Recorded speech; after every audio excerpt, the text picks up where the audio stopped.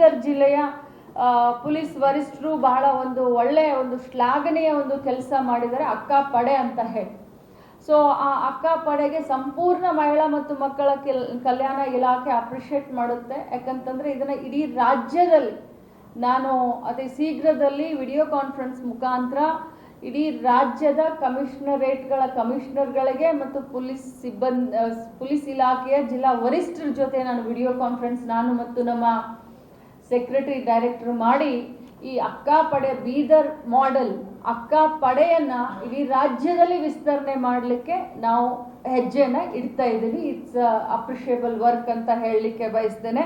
ಮೇ 1 ತಿಂಗಳದ್ದು ಬಾಕಿ ಇದೆ. ಮೇ ತಿಂಗಳದ್ದು ಜೂನ್ ಅಂದ್ರೆ ಮುಗಿದ ಮೇಲೆ ಹಾಕಬೇಕಾಗಿತ್ತು. ಜೂನ್ ಒಳಗಡೆ 30 ಒಳಗಡೆ ಹಾಕಬೇಕಾಗಿತ್ತು. ಒಂದು ವಾರ ಜಾಸ್ತಿ ಹೆಚ್ಚು ಕಡಿಮೆ ಆಗಿದೆ. ಆ ದುಡ್ಡು ನಮ್ಮ ಹತ್ರ ಇದೆ.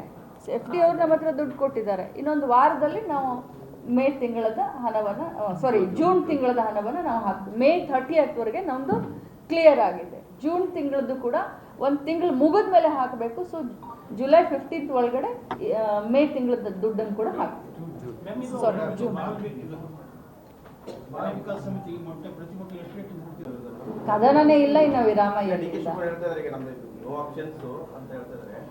ಅಲ್ಲಿ ಕದನನೇ ಇಲ್ಲ, ವಿರಾಮನೂ ಎಲ್ಲಿಂದ ಬರಬೇಕು?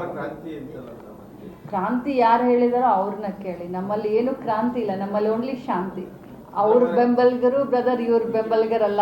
ನಾವೆಲ್ಲ ಕಾಂಗ್ರೆಸ್ ಪಕ್ಷದ ಬೆಂಬಲಿಗರು. ಒಬ್ರು ಸಂಘಟನಾ ಚತುರ, ಇನ್ನೊಬ್ರು ಮಾಸ್ ಲೀಡರು. ಅವರಿಬ್ರು ಸೇರಿದಾಗ ಕಾಂಗ್ರೆಸ್, ನಾವು ಕಾಂಗ್ರೆಸ್ ಪರವಾಗಿ ಅಂತ ಇದ್ದಂಥವ್ರು. ಹೋರಾಟವನ್ನು ನೀವು ವಿರೋಧ ಪಕ್ಷದಲ್ಲಿದ್ದಾಗ ಬಹಳಷ್ಟು ಮುತುವರ್ಜಿಯನ್ನ ವಹಿಸಿದ್ರಿ. ಈಗ ಯಾಕೆ ಅದು ತಣ್ಣಗಾದಂಗಿಲ್ಲ?